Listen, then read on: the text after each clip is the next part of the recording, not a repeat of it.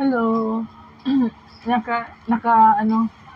Nakapang hinuktok ako kuman. I mean, na-amaze ako, nalipay ako.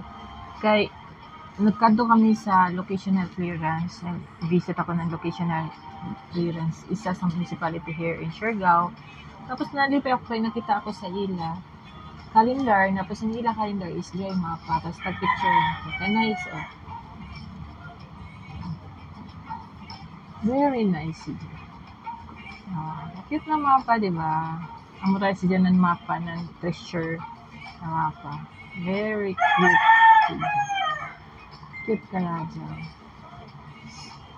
Sa kwan ini, sa real estate course namo. Mo ini sa tagtawag na Morelio Villardi 1734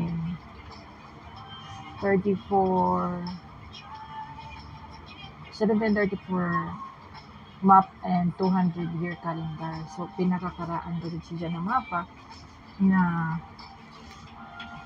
ang nakadiscovery ang karaan sa naman. So, mga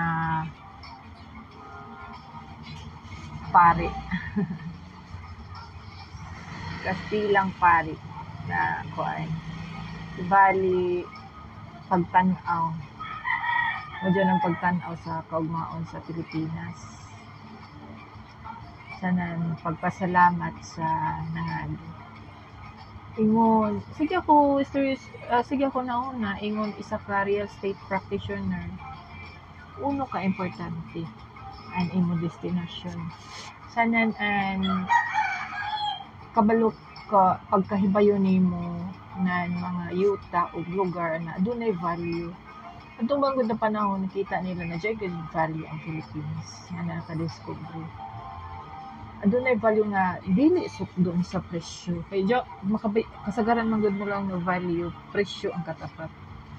Pero usab sa kasaysayan ng istorya nga naglibot niini. So sama sa aning nagpakita na ko sa iyo, pareho dyan sa nagpakita ko sa iyo ng Morelio Villardi map 1734 map. Kini ang giilang nga inahan sa tanang mapa sa Pilipinas. Gilarawan kini sa adton Castilla na pari na si Padre Pedro Morelio Villardi. Lumon ini ng mga Morelio sa taga Siargao. Uban sa duha ka Pilipino nga artista ug engraver. Mao kini ang ini siya ang gudud sakto na mapa.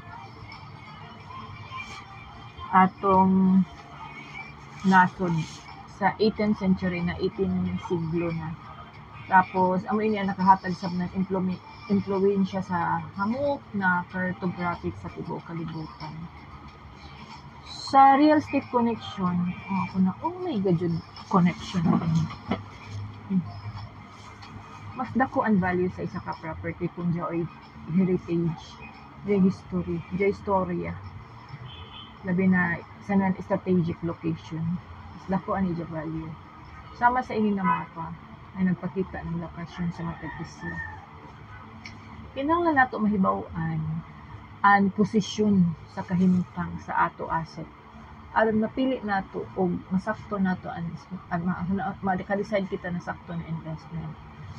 On the other side, sa NLP naman na mindset connection, kita mo tan-aw sa mapa sa ato una. Ang mapa dili mao ang teritoryo, mauna ang atong perception sa atong kinabuhi. Negosyo o oportunidad nga mahimo mausab depende sa map. Depende sila sa map sa na ato tagamit.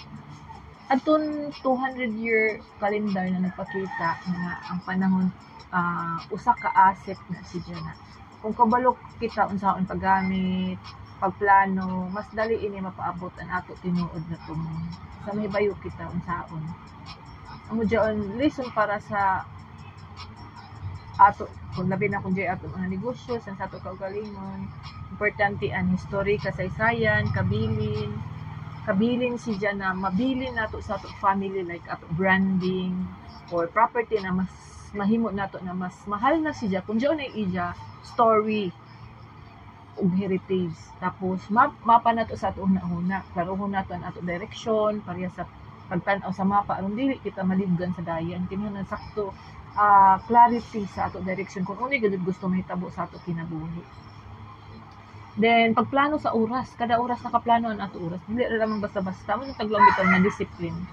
Kung discipline ko no, dili ra lamang kung ikaw magbuot kuno nimo gusto, kun dili buhaton nimo kay amoy sila dapat buhaton. So amo kuno diyon ang tinuod na definition ng discipline.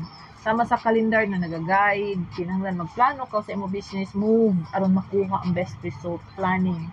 So unay importante sa ini na content, kung kabayo ka sa imo lokasyon, hain ka kuman, imo destination, unon imo tumong, sananan imo ruta, ang imo plano na makabuot nimo ang isa ka importante sa sustainable na kalampusan sa imo kinabuhi, negosyo, personal, or any asset.